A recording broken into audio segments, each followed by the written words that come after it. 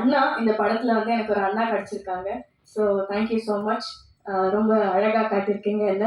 And இசையமைப்பாளர் sir, என்ன magic பண்ணியிருக்கீங்க சார், நிஜமா சார். எனக்கு நீர் பறவையில் அந்த பரப்பர பாட்டு, இந்த ப்ரொமோஷன் ஃபுல்லாக நான் போன டைம் ஃபுல்லாக நம்ம படம் பாட்டு பாடனோ இல்லையோ, அந்த பரப்பர பாட்டை நான் பாடிட்டே இருக்கேன். ஸோ அது எனக்கு ரொம்ப பிடிச்ச பாட்டு. உங்கள் இசையில் நான் நடிச்சிருக்கிறது ரொம்ப சந்தோஷமா இருக்கு. அண்ட் சார், ரொம்ப தேங்க்யூ சார். உங்களை பற்றி நிறைய பேசியிருந்தேன்.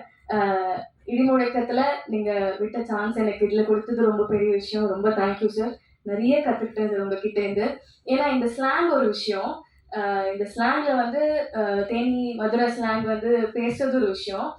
இன்னொரு கஷ்டமான விஷயம் என்ன இருந்ததுன்னா, டக்கு டக்குன்னு மாற்றிட்டே இருப்பாரு டைலாக் வந்து செட்டில்.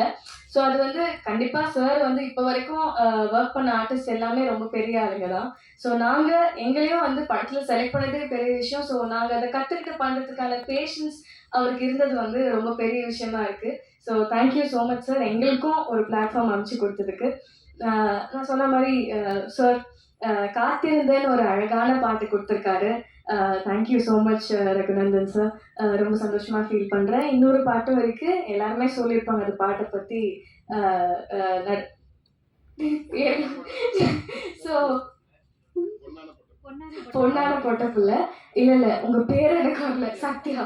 சாரி சத்யா. ஸோ தங்கச்சியாக நடிக்கிற Sathya, really she is an amazing talent.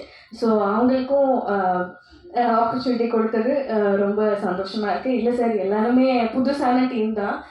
அதனால் இவ்வளோ புது குழுவுக்கு இந்த மாதிரி ஒரு பெரிய டைரக்டர் டைரக்ட் பண்ணியிருக்கிறதுன்றது ரொம்ப பெரிய விஷயம் சார். அதனால தான் மென்ஷன் பண்ணி சொல்லணும்னு தோணுது. Thank you so much sir.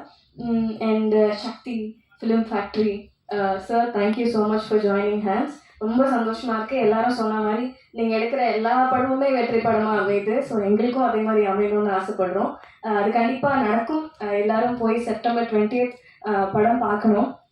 So நான் முன்னாடியே சொன்ன மாதிரி எனக்கும் ரொம்ப எமோஷ்னலாக இருக்குது, பேச முடியல. பட் டைரக்ஷன் டீம் மிஸ் பண்ணிட்டேன்.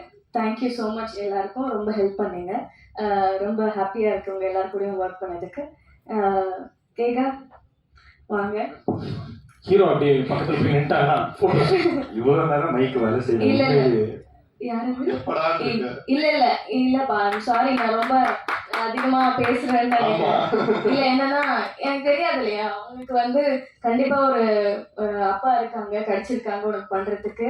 அண்ட் எங்க அப்பா அம்மாவால சப்போர்ட் பண்ண முடியுமே தாண்டி எவ்வளவு விஷயம் பண்ண முடியும்ன்றது வந்து ப்ரொடியூஸ் பண்ணணும், அதெல்லாம் பெரிய விஷயம். So your dad is producing your film, that's a big thing. So எனக்கு நிஜமாவே எனக்கு தெரியல இதுக்கப்புறம் இன்னொரு லீடா படம் பண்ண போறேனா இல்லை எப்போ பண்ண போறேன்னா எனக்கு தெரியாது. ஸோ அதனால I really want to use this stage. ஏன்னா அவ்வளோ எமோஷனலாக இருக்கேன்னா, லிட்டரலாக ஒரு 1.5 வருஷம் வெயிட் பண்ணுறதுன்றது சாதாரணமான விஷயம் கிடையாது. ஏன்னா நான் குட்டி குட்டி ரோல்ஸ் நடுவில் நிறைய வந்தது. எனக்கு என்னென்னா மீனிங்ஃபுல்லாக நான் ஒரு படமும் கேரக்டரும் பண்ணணும்னு ரொம்ப ஆசை. ஏன்னா நான் சொன்ன மாதிரி இறந்ததுக்கப்புறம் அடுத்து என்னன்னு கேட்டுட்டு இருந்த டைம்லலாம் நம்மளுக்கு என்ன தோணும், ஒரு ஆர்டிஸ்டா சரி வரும், எப்போ வரும்னு தெரியாது, நம்ம ஓடலாம் அப்படி தோணும். அதுக்கு வந்து பலம் கொடுக்கறது வந்து ஃபேமிலியோ